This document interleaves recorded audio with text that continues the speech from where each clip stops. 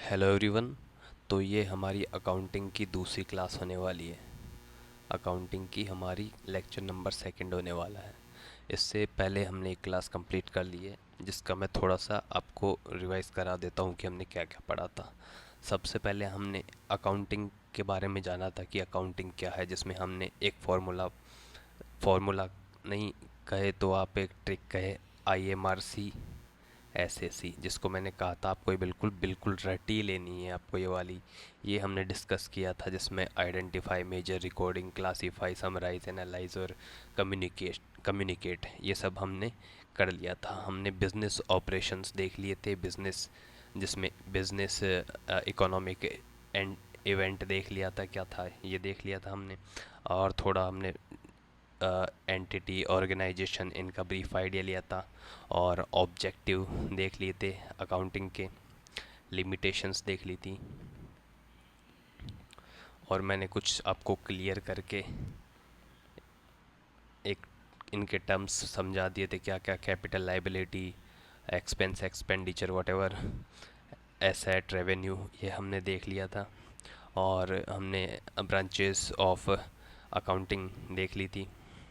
साथ में system of accounting देख लिया था, जिसमें हमने डबल एंट्री और सिंगल एंट्री का किया था। मेथड्स और अप्रोचेस ऑफ अकाउंटिंग देखी थी, जिसमें कैश का और एक एक्यूरल एक्यूरल का हमने कर दिया था। मैं आपको पुरानी क्लास का रिवाइज करा रहा हूँ, जिससे आपका कंटिन्यूटी बनी रहे। सेकंड क्लास में हम सेकंड क्लास आप जो ये देखने वाले हो अब आगे, इससे आप रिलेट कर पाओ। थोड़ा advantage of double entry system की हमने बात की थी। हमने यहाँ पे जो फर्स्ट लेक्चर था उसको ख़त्म कर दिया था। अब उसका आगे पढ़ते हैं, जो इसी को थोड़ा हम आगे अब कंटिन्यू करते हैं, क्योंकि थोड़ा उस दिन टाइम की कमी थी। लेकिन साथ ही ये वाला लेक्चर भी छोटा ही बनाऊंगा, ताकि आप फटाफट रिवाइज कर सको। क्योंकि एक बड़ा लेक्चर देखते हैं जिसमें घंटे भर का टाइम होता है, तो उसको देखने का वैसे ही मन नहीं करता। इसलिए मैं छोटे लेक्चर बनाना प्रेफर करता हूँ, ताकि आप अंगेज हो पाए। तो एटलीस्ट इतने छोटे बनाता हूँ तो कम से कम उनको पूरा देख तो सकते हैं आप। तो अब लेक्चर नंबर सेकंड हम यहाँ से शुरू करते हैं। ठीक है, तो इनको मैं एक बार मिटा देता हूँ यहाँ से। एक सेकेंड।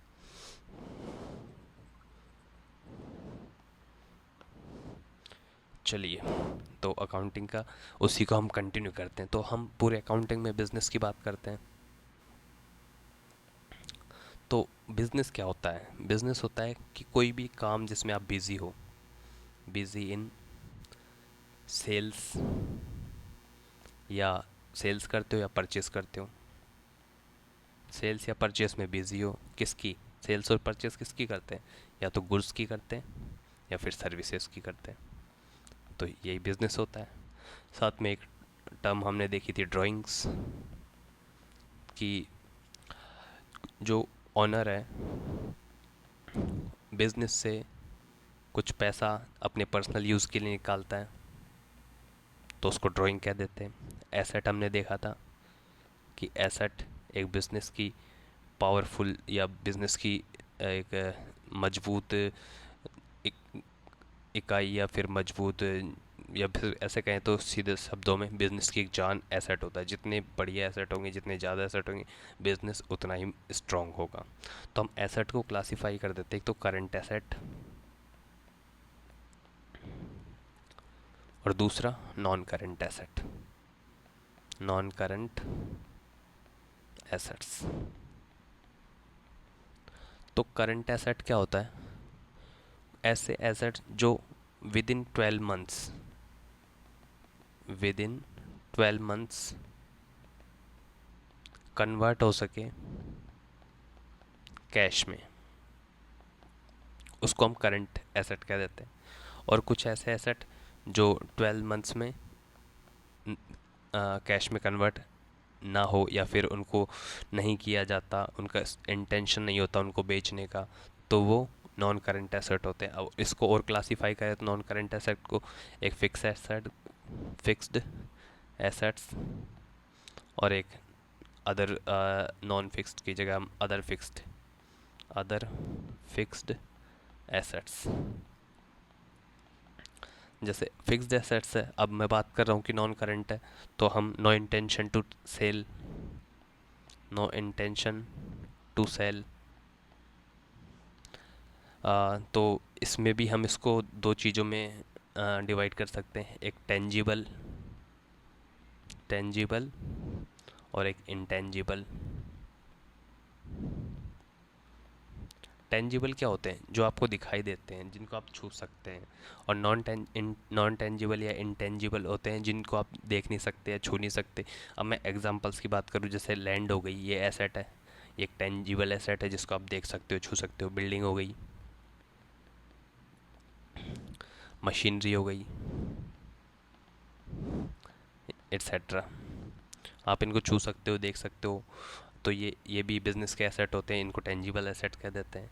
और इंटेंजिबल, जिनको आप देख नहीं सकते, छू नहीं सकते, लेकिन ये एसेट होते हैं। जैसे गुडविल कह दो आप, किसी कंपनी की गुडविल है।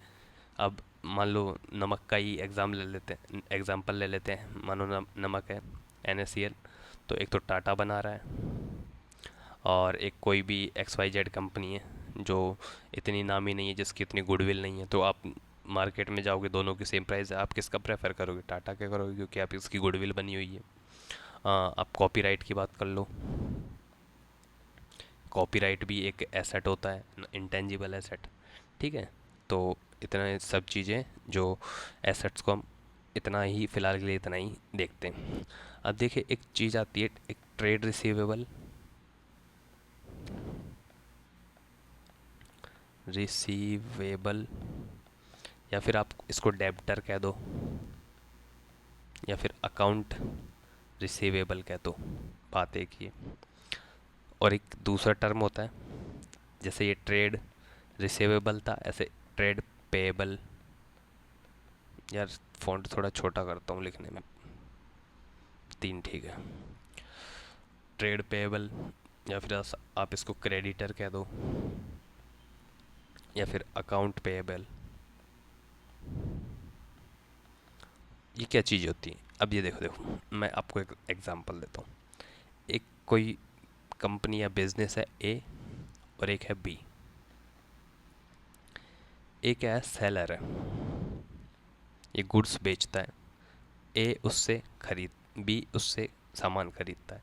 A बेचेगा B को गुड्स, ये इसको क्या देगा? पैसे देगा, अमाउंट देगा। या फिर उधार, मान लो आप, ये पूरा ट्रांजैक्शन जो हो रहा है ये उधार पे हो रहा है, क्रेडिट पे हो रहा है। क्रेडिट मतलब उधार पे हो रहा है, उधार। तो अब इसमें जो बी ट्रेड बी है, जो ट्रेड रिसीवेबल है, रिसीवेबल है किसके लिए? ए के लिए। बी पैसे देगा ए को, तो ए के लिए बी क्या है? Trade receivable. और एक is trade payable for B, कि बी को पैसे देने हैं ए को। तो ए क्या है? बी के लिए ट्रेड पेबल है, बी पे करेगा ना ए को, इसलिए ए बी के लिए ट्रेड पेबल है। आप इसको ऐसे समझिए। अब एक चीज़ होती है, आपने काफ़ी जगह न्यूज़ में भी सुना होगा, काफ़ी जगह आपने बैड डेब्ट्स करके सुना होगा, बैड डेब्ट्स। और इकोनॉमिक्स में भी ये टर्म हम पढ़ेंगे, जब इकोनॉमिक्स अगर हम पढ़ते हैं तो, या फिर आप पढ़ रहे हो तो इसमें बैड डेब्ट्स टर्म आती है। बैड डेब्ट्स क्या होता है? आपने ए ने बी को कुछ सामान बेचा, ये सेलर है, ये बायर है। ये ट्रांजैक्शन हुआ क्रेडिट पर, उधार पर। अब बी पहले तो टाइम लाइन देता है कि मैं 2 महीने में पैसे दे दूंगा, और एक टाइम पे आके साफ मना कर देता है कि मैं पैसे नहीं दूंगा। मतलब ए का जो पैसा है वो डूब गया। तो ए के लिए जो वो पैसा था वो बैड डेब्ट्स कहलाएगा। जो पैसा वापस नहीं आता वो बैड डेब्ट्स होता है। अब एक डिस्काउंट पढ़ते हैं हम अकाउंटिंग में, डिस्काउंट। ये भी एक इम्पोर्टेंट टॉपिक है अकाउंटिंग में। तो डिस्काउंट भी 2 टाइप का होता है। एक तो होता है कैश डिस्काउंट, और एक होता है ट्रेड डिस्काउंट।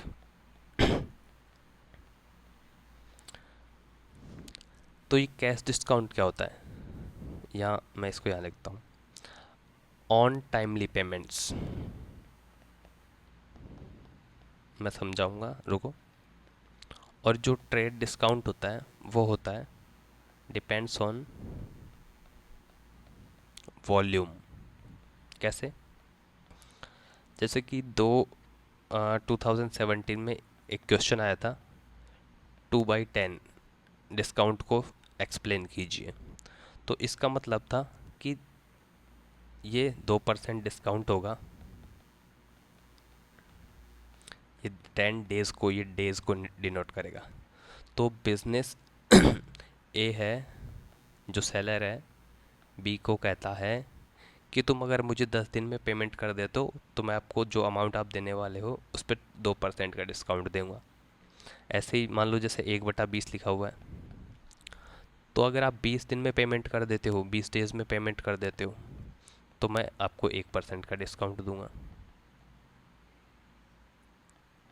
इसका मतलब ये है। तो टाइमली पेमेंट्स पे कैश डिस्काउंट दिया जाता है और ट्रेड डिस्काउंट वॉल्यूम पे डिपेंड करता है। जैसे कि इतनी क्वांटिटी खरीदोगे तो इतना डिस्काउंट, इतनी खरीदोगे तो इतना डिस्काउंट। ठीक है, इतना क्लियर है आपको? और जब हम क्लियर पढ़ रहे थे, क्लियर से याद आया कि जब हम क्लियर पढ़ रहे तो मैं एक्सपेंस ई उसमें एक्सपेंस को बता रहा था मैं, एक्सपेंस या एक्सपेंडिचर। तो अब थोड़ा सा इसका डिफरेंस बता देता हूँ। जो एक्सपेंस वो स्मॉल काइंड ऑफ खर्चे होते हैं, और जो ये है ये बड़े खर्चे होते हैं। जैसे कि चाय पानी का, स्टेशनरी का, ये एक बड़े बिजनेस में ये सब छोटी चीज़ें होती हैं जिनको एक्सपेंस कह दिया जाता है। एक्सपेंडिचर, मान लो आपकी कोई लाख रुपए की या करोड़ रुपए की मशीन है, इसमें कुछ खराबी हो गई तो आप इसमें पैसा लगा रहे हो उसको रिपेयर करने, तो ये एक तरह का एक्सपेंडिचर है। तो आई होप आपको ये चीज़ क्लियर होगी कि एक्सपेंस हम कहाँ यूज़ कर लेते हैं और एक्सपेंडिचर कहाँ यूज़ कर लेते हैं। अब दूसरा हम इन्वेंट्री पढ़ते हैं। ये क्या है? ये जो हम लेक्चर अभी पहला किया, दूसरा किया, ये बेसिक्स ऑफ इकोनॉमिक्स पढ़, एक सॉरी, बेसिक्स ऑफ अकाउंटिंग पढ़ रहे हैं हम। क्योंकि पूरी जो अकाउंटिंग वो इन्हीं चीज़ों के अराउंड घूमती रहेगी, तो आपको अगर ये क्लियर नहीं होंगे तो आपको अकाउंटिंग आगे समझ नहीं आएगी। तो इसलिए ये सब टर्म्स है जो हम देख रहे हैं कि इन्वेंटरी क्या होता है, एक्सपेंस क्या होता है, एक्सपेंडिचर क्या होता है, डिस्काउंट किस टाइप के होते हैं। अब बाद में, अब जब मैं डिस्काउंट कुछ बात आएगी तो सीधा कैश डिस्काउंट बता दूंगा, तो आपको अगर समझ ही नहीं आएगा कैश डिस्काउंट कैसे होता है तो वो टॉपिक भी आपको समझ नहीं आएगा। तो इसलिए मैं इसको इतना एलोब्रेट करके बता रहा हूँ कि कैश डिस्काउंट टाइमली पेमेंट्स पे जाता है। वहाँ पे इस चीज़ को इतना हम डिस्कस नहीं करेंगे कि किस कैश डिस्काउंट टाइमली पेमेंट्स पे दिया जाता है। तो इसलिए ये जो लेक्चर चल रहा है पहला हो गया या फिर ये दूसरा चल रहा है, ये बेसिक्स ऑफ इकोनॉमिक्स है। सॉरी, बार बार इकोनॉमिक्स क्यों बोल रहा हूँ, बेसिक्स ऑफ अकाउंटिंग है। अब इन्वेंट्री को डिस्कस कर रहे थे हम। इन्वेंट्री में दो चीज़ें हम देखते हैं। एक तो ओपनिंग इन्वेंट्री को आप स्टॉक भी कह सकते हैं, जो भी आपके पास कुछ गुड्स या सामान बचा है या होने वाला है वो इन्वेंट्री है या स्टॉक कह देते हैं। एक तो ओपनिंग स्टॉक और एक क्लोजिंग स्टॉक। तो आपके पास जैसे कुछ गुड्स हैं तो at the financial year starting, आपके पास जितना भी सामान है, गुड्स है, वो ओपनिंग स्टॉक कहलाएगा। और at the ending of financial year वो आपका क्लोजिंग स्टॉक कहलाएगा। अब फाइनेंशियल ईयर क्या होता है ये आपको पता होना चाहिए, जो कि 1 अप्रैल से इंडियन फाइनेंशियल ईयर 31 मार्च तक चलता है। ये फाइनेंशियल ईयर होता है।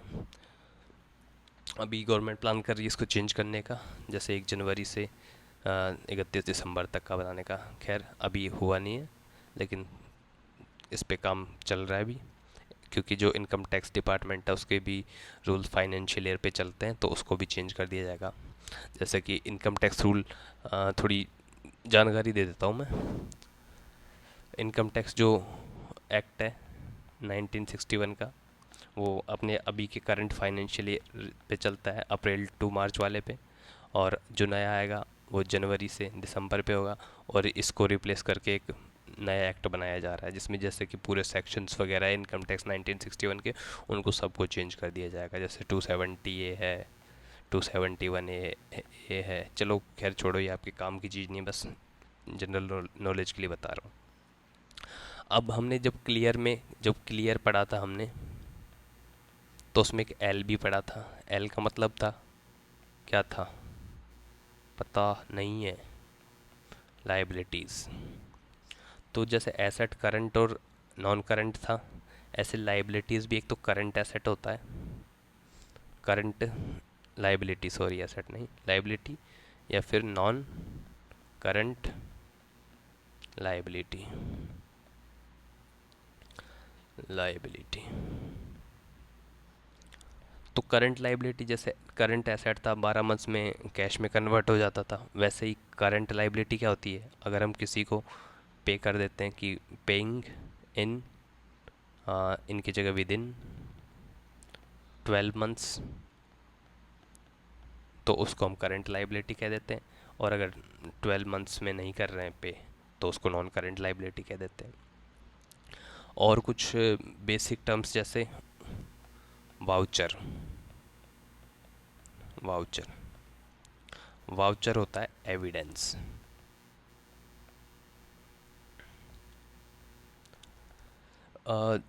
जैसे आप IMRC SSC पढ़ रहे थे, तो आप रिकॉर्ड कर रहे थे, इसमें रिकॉर्डिंग कर रहे थे। रिकॉर्डिंग जैसे आपका कोई सामान है, वो गुड्स की सेल की या आपने परचेज़ की, मान लो एक तरीके से परचेज़ की, तो आप उसको जब अकाउंटिंग की बुक में लिखोगे, उसमें रिकॉर्ड करोगे, रिकॉर्डिंग करोगे, तो आपके पास उसका एविडेंस होना चाहिए।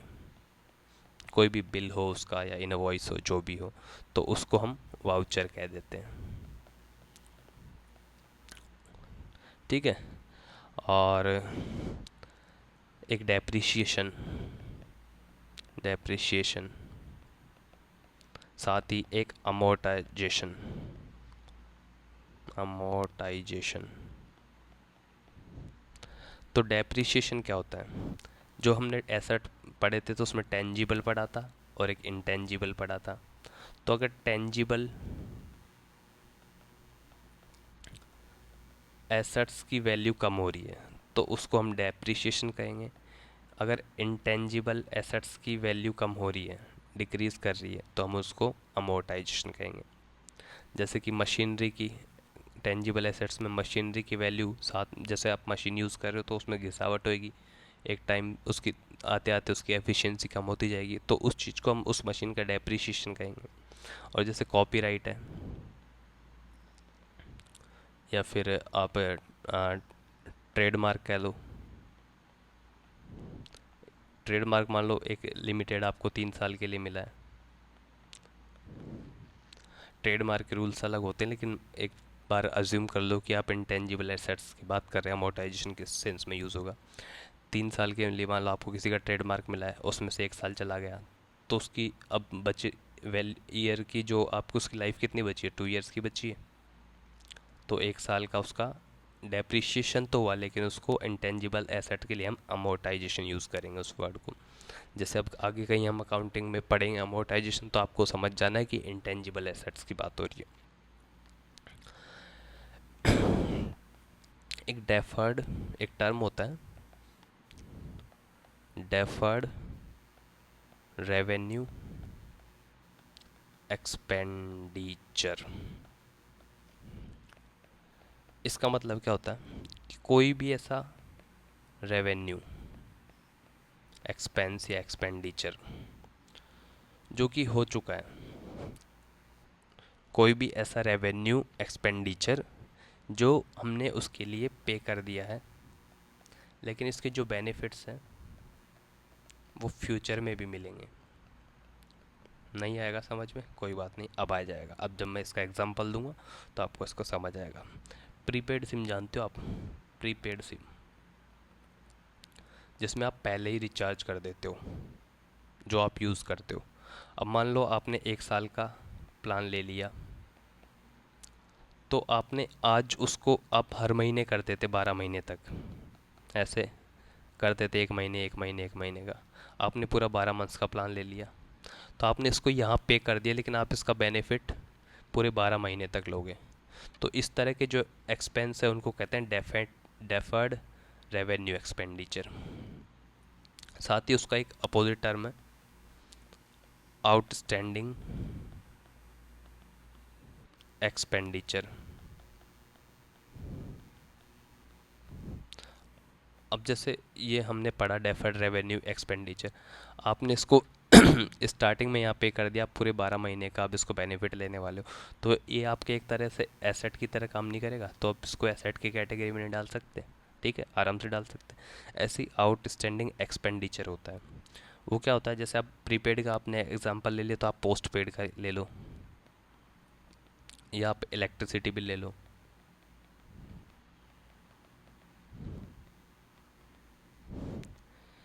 कि ऐसा एक्सपेंस जिसकी सर्विसेज आपने यूज़ कर लिए, लेकिन उसका जो बिल है, उसका पेमेंट है, वो नहीं किया है। जैसे पोस्ट पेड बिल हो गया, आपने एक महीने का मान लो पोस्ट पेड का बिल आप यहाँ भर रहे हो, तो आपने पूरे महीने सर्विसेज यूज़ कर लिए, लेकिन आपको इसको यहाँ भरना पड़ेगा, तो ये आपके लिए एक आउटस्टैंडिंग एक्सपेंडिचर है, ये आपको भरना ही पड़ेगा। इलेक्ट्रिसिटी बिल है, आपने पूरा महीना यूज़ कर लिया, अब आप इसको यहाँ भरना पड़ेगा, तो ये आपके लिए एक आउटस्टैंडिंग एक्सपेंडिचर हो गया। तो आउटस्टैंडिंग एक्सपेंडिचर को हम लाइबिलिटी नहीं मान सकते क्या? तो लाइबिलिटी की कैटेगरी में हो गया आउटस्टैंडिंग एक्सपेंडिचर, और जो डेफर्ड रेवेन्यू एक्सपेंडिचर वो एसेट की कैटेगरी में हम डाल सकते हैं। साथ ही एक टर्म और दूसरी है जो पढ़ते हैं हम, extra ordinary item. Extra ordinary item का मतलब क्या हो गया, कुछ ऐसा जो यूजुअली नहीं होता है, उसी को हम कहते हैं एक्स्ट्रा ऑर्डिनरी। तो वो ऐसे ही एक्स्ट्रा ऑर्डिनरी आइटम क्या होता है कि कुछ भी ऐसा जिसमें हमको कुछ गेन हो सकता है या फिर लॉस हो सकता है, एक्स्ट्रा ऑर्डिनरी हो सकता है वो भी। तो ये क्या है, extraordinary item is not part of the regular business operations, ये कह सकते हैं हम। ठीक है, is recur and unusual in nature,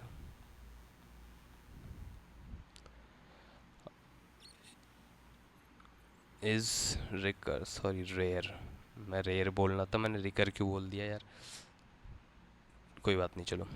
is rare and unusual in nature, कि ये हमेशा नहीं होता, ये कभी रेयरली होता है जो एक्स्ट्रा ऑर्डिनरी आइटम है। मुझे पता है आपको ये अभी समझ नहीं आ रहा होगा कि हम कैसे बात करें, लेकिन जैसे ही मैं इसका एग्जांपल दूंगा आपको पूरा ये समझ आ जाएगा। तो एग्जांपल ही दे देता हूँ मैं, जैसे कि loss due to earthquake. आपकी कोई मशीनरी लगी हुई थी, मशीन है, मशीनरी है, भूकंप आया और ये ज़मीन में धंस गई और टूट गई और ये ख़राब हो गई, तो ये क्या हो गया, लॉस हो गया आपका, एक्स्ट्रा एक्स्ट्रा ऑर्डिनरी आइटम हो गया ये, क्योंकि ये अर्थक्वेक रोज़ाना नहीं आते हैं और ये अनएक्सपेक्टेड रहता है, इसकी कोई आपको फिक्स पता नहीं होता कि कब हो जाए, इसलिए हम इसको एक्स्ट्रा ऑर्डिनरी आइटम कह देते हैं। तो आपको ये चीज़ समझ आ गई होगा। जैसे कि हमने पहले क्या पढ़ा, वाउचर पढ़ लिया, एक तो डेफर्ड रेवेन्यू एक्सपेंडिचर पढ़ा, एक आउटस्टैंडिंग एक्सपेंडिचर पढ़ा, जिसमें आप याद रखना चाहो तो इसमें प्रीपेड का सिम का एग्जांपल याद रख लो, पोस्ट पेड सिम का एग्जांपल याद रख लो, जिससे आपको याद रहे। फिर हमने एक्स्ट्रा ऑर्डिनरी आइटम पढ़ा, जैसे कि इसमें अर्थक्वेक का आप एग्जांपल याद रख लो। ठीक है, अब देखिएगा हम कॉन्टीजेंट लाइबिलिटी और एक साथ ही कॉन्टीजेंट एसेट ये पढ़ सकते हैं। लाइबिलिटी बेकार होती है, एसेट अच्छा होता है एक बिजनेस के लिए। तो जैसे कि अब मैं इसका पहले आपको एग्जांपल देता हूँ, उससे आपको सही से समझ आएगा। तो कॉन्टीजेंट लाइबिलिटी आप ऐसे समझिए, आपकी एक कोई फर्म है ए, एक फर्म है बी। अब आपका कुछ डिस्प्यूट हो गया,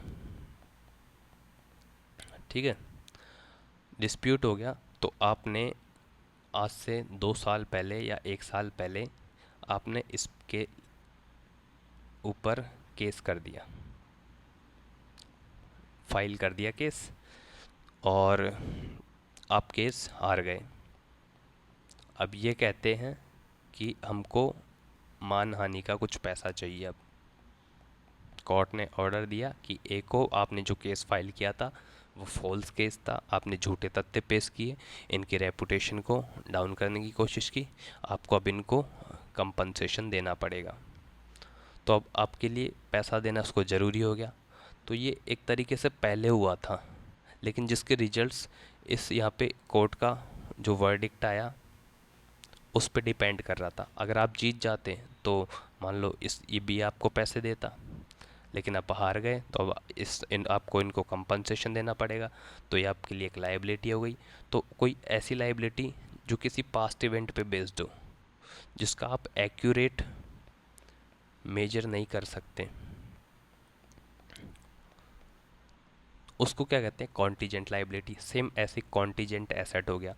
मैं इसी केस में बता देता हूँ आपको, जैसे कि ए और बी है, ए आप हो, बी दूसरी कंपनी है, आपने इस पे केस किया था और आपने माना कि जैसे इन्होंने आपका लोगो कॉपी किया था, आपने कॉपीराइट ले रखा था, इन्होंने लोगो कॉपी किया और आपके नाम से अपनी बिजनेस ऑपरेशन शुरू कर दिए, आपने इनके ऊपर केस फाइल किया और आप इसमें जीत गए। अब आप कोर्ट ने ऑर्डर दिया कि इनको जो भी हानि हुई है इस लोगों की वजह से, इनके जो प्रोडक्ट्स आपने बेचे उसके पैसे आपको देने पड़ेंगे।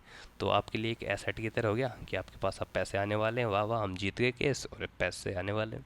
तो ये आपके लिए एक एसेट बन गया, जो जो पास्ट में आपने केस फाइल किया था उसके रिजल्ट्स अब आपको मिल रहे हैं, जो कि श्योर नहीं थे, जिनको आप एक्यूरेट मेज़र नहीं कर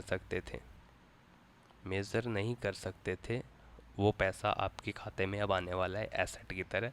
और अगर आप हार गए यहाँ पे तो आपके एक लाइबिलिटी की तरह आपके हाथ से पैसा जाने वाला है। तो ये कॉन्टीजेंट लाइबिलिटी हो गई और ये कॉन्टीजेंट एसेट हो गया। आई होप आपको ये क्लियर हो गया होगा, ठीक है। तो इसको जब हम अकाउंटिंग में बुक में रिकॉर्ड करते हैं तो इसको इस रिकॉर्ड ऐसे नहीं करते हैं, सिर्फ नोट्स के फॉर्म में करते हैं कि ये एक नोट्स बनाते हैं अकाउंटिंग में। तो वहाँ पे हम इसको रिकॉर्ड करते हैं कि ऐसा ऐसा हुआ था, इसमें हमको इतना पैसा देना पड़ा था, ये हमारी कॉन्टीजेंट लाइबिलिटी थी। और एसेट की बात करें तो कॉन्टीजेंट एसेट था। इतना क्लियर है। ऐसे जैसे कॉन्टीजेंट हमने लाइबिलिटी पढ़ी, वैसे एक होता है प्रोविज़न। प्रोविज़न क्या होता है कि लाइबिलिटी होती है ये भी एक ऑफ अनसर्टेन अमाउंट और टाइमिंग।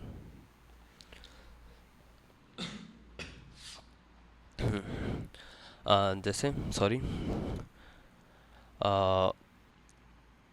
एक सेकंड, ये क्या आ गया यार, बैटरी कम है। कोई भी ऐसा एक्सपेंस जो कि फ्यूचर में होने वाला है, जिसका आपको पता है आपको ये भरना पड़ेगा, इसका आप प्रोविज़न बना लेते हो। जैसे कि ये भी एक्यूरेट नहीं होता है, लेकिन जैसे कॉन्टीजेंट लाइबिलिटी तो बिल्कुल ही एक्यूरेट नहीं होती, प्रोविज़न एक्यूरेट तो नहीं होता, लेकिन आ, आप इसको अज्यूम कर सकते हो, या आप इसको क्या कहते हैं, आप इसको कैलकुलेट कर सकते हो। कैसे करते हो? Based on past events, based on past events. जैसे कि अब मैं एग्जांपल दूँ तो आपको एक ही बार में ये पूरा समझ में आ जाएगा। तो मैं आपको रिकमेंड करूँगा कि आप साथ में एग्जांपल याद रखेंगे ना तो वो आपको याद रहेगा। जैसे कि कॉन्टीजेंट लाइबिलिटी का हमने ये केस वाला पूरा सिस्टम समझा, ऐसे प्रोविज़न का देखो मैं वैसे ही बता रहा हूँ कि जैसे कि प्रोविज़न भी एक कॉन्टीजेंट लाइबिलिटी की तरह है, लेकिन कॉन्टीजेंट लाइबिलिटी नहीं है, क्योंकि आप इसको बिल्कुल एक्यूरेट मेज़र नहीं कर सकते, लेकिन प्रोविज़न को आप कैलकुलेट कर सकते हो on past events, based on past events होता है। जैसे इलेक्ट्रिसिटी बिल हो गया। इलेक्ट्रिसिटी बिल आपको पता है कि जैसे अभी जुलाई है, सॉरी अभी अगस्त चल रहा है, जैसे अगस्त है तो आपको पता है कि जून में इतना आया था, जुलाई में इतना आया था, अगस्त में अब इतना आ जाएगा, कितना जितना इनमें आया था उन आपको इनसे आइडिया लग जाएगा कि हमारा इतना कंज्यूम होती है इलेक्ट्रिसिटी, तो हमको इतना आगे जाके बिल भरना पड़ेगा। और आपने ये आप इसका पैसा बचा रहे हैं साइड में, आप पैसा डाल रहे हैं कि ये इलेक्ट्रिसिटी बिल का है, तो ये जो पैसा आप बचा रहे हैं या आप डाल रहे हैं वो प्रोविज़न है, जो आपको सर्टेन तो नहीं पता, लेकिन आप उसका 90% अंदाज़ा लगा सकते हो, कहने का मतलब ये है। तो लेकिन कॉन्टीजेंट लाइबिलिटी और प्रोविज़न में बस यही फ़र्क है। कॉन्टीजेंट लाइबिलिटी एक्यूरेटली आप नहीं बता सकते, लेकिन प्रोविज़न का आप कुछ आइडिया दे सकते हो कि इतना हो जाएगा। और दूसरा एक एक्सपेंस और लास्ट पढ़ा लेते हैं हम, प्री प्रीलिमिनरी एक्सपेंसेस, जैसे हिंदी में कहे तो प्राथमिक खर्चे। प्राथमिक खर्चे क्या होते हैं, प्रीलिमिनरी एक्सपेंसेस क्या होते हैं, जो कि बिज़नेस के स्टार्टिंग में लगते हैं। आप कोई बिज़नेस खड़ा कर रहे हो, बना रहे हो, तो आपको कुछ लाइसेंसेस भी चाहिए होंगे। आपको उसके ट्रेडमार्क आप रजिस्टर करवा रहे हो, आप उसका कॉपीराइट ले रहे हो किसी चीज़ का। तो ये बिज़नेस स्टार्ट करने से पहले के जो भी खर्चे हैं वो प्रिलिमिनरी एक्सपेंसेस होते हैं। ठीक है, आई होप आपको इतना क्लियर हो गया होगा। चलो अब इतना पढ़ ही लिया तो साथ में मैं कुछ चीज़ें और बता देता हूँ, या फिर अगले लेक्चर में बताते हैं। एक अलग से लेक्चर लगाएंगे अगला वाला, जिसमें हम पढ़ेंगे principles principles of financial accounting. मैं इसमें बता दूं, लेकिन लेक्चर थोड़ा लंबा हो जाएगा, इसलिए इसको यहीं ख़त्म करते हैं इस क्लास को। और अगला एक जो लेक्चर होगा उसमें प्रिंसिपल ऑफ फाइनेंशियल अकाउंटिंग पढ़ेंगे। यहाँ तक हमने जो बेसिक्स ऑफ अकाउंटिंग है वो कंप्लीट कर लिया है लगभग। कुछ और टर्म्स आगे आएंगे तो हम आगे देख लेंगे, लेकिन जो इम्पोर्टेंट चीज़ें हैं वो हमने इस लेक्चर तक कवर कर ली है। इसके आगे हम अब अकाउंटिंग में पूरी तरह से घुसने वाले हैं। इसमें आगे हम अकाउंटिंग के जो प्रिंसिपल्स है वो देखेंगे। तो अगले में बहुत इंटरेस्टिंग लेक्चर होने वाला है, जिसमें मैं आपको ABCD याद करवाऊँगा, ABCD EFG। और ABCD EFG आपको याद करा के आपकी मेमोरी में डाल दूँगा। कंप्यूटर की मेमोरी होती है ना, जैसे रीड ओनली मेमोरी, तो रोम में डाल दूँगा। और जो अगला लेक्चर होगा उसमें हम बस ये पढ़ने वाले हैं, जैसे हमने क्लियर पढ़ा था, जैसे हमने IMRC SAC पढ़ा था, SAC, और एक RRUC पढ़ा था, क्वालिटेटिव कैरेक्टरिस्टिक्स, रिलेवेंट, रिलायबल और अंडरस्टेबल, कंपेरेबल, ये हमने पढ़ा था। ऐसे ही हम अगले लेक्चर में ABCDEFG को पढ़ेंगे और उसको आपको रोम में मैं डाल दूँगा। ये अकाउंटिंग प्रिंसिपल है। ठीक है, तो थैंक यू सो मच। इस लेक्चर को यही ख़त्म करते हैं। और आप में से कुछ नोट्स के लिए कह रहे थे कि इसके नोट्स दे दीजिए, तो देखिए मैंने अभी इसके नोट्स बनाए नहीं हैं, क्योंकि यहाँ पढ़ाने के बाद जितना टाइम मैं निकाल पाता हूँ तो उसमें पॉसिबल नहीं होता बना पाना, लेकिन फिर भी मैं कोशिश करूँगा कि जितना मैं पढ़ाता हूँ उतना उसके नोट्स आपको दे दूँ। लेकिन मैं आपको सजेस्ट करूँगा कि आप जैसे इतनी स्लो स्पीड से पढ़ा रहा हूँ कि आपको खुद बोल रहा हूँ कि आप 1.5x पे 2x पे देखो, इतनी स्लो पढ़ा रहा हूँ मैं इसमें। तो आप फटाफट नहीं देखना चाहते, अगर आप नॉर्मल स्पीड में देख रहे हो तो आप कोशिश कीजिए ना कि आप कॉपी पेन लेके बैठे और साथ में नोट्स बना लें। अच्छा रहेगा, क्योंकि खुद के जो लिखे हुए हाथ से रहते हैं वो उसकी इमेज माइंड में बन जाती है। तो ठीक है, ज्ञान आज के लिए इतना ही काफ़ी है। Thank you so much. जय हिंद। इस लेक्चर को यहीं ख़त्म करते हैं, और पीछे का जो लेक्चर है आप उसको रिवाइज़ करे बिना इस लेक्चर को मत देखना, बस शर्त ये है। क्योंकि जो अकाउंटिंग हम पूरी पढ़ेंगे, तो आपसे आपको मैं स्ट्रांगली रिकमेंड करूँगा कि भाई सीरीज़ से देखना, क्योंकि पिछला आने वाला जो लेक्चर हो पिछले लेक्चर से जुड़ा हुआ रहेगा, और जो पिछला लेक्चर उससे पिछला लेक्चर हो उससे पिछले लेक्चर से जुड़ा रहेगा। आप सीधे अगर यहाँ कूदोगे तो आपको कुछ भी समझ में नहीं आएगा, इसकी मैं गारंटी देता हूँ। ठीक है। और अगर आप यहाँ से चलोगे, पहला पहला दूसरा तीसरा इस ऐसे चलोगे, तो आपको 100% समझ आएगा, इसकी भी मैं गारंटी देता हूँ। तो बाय।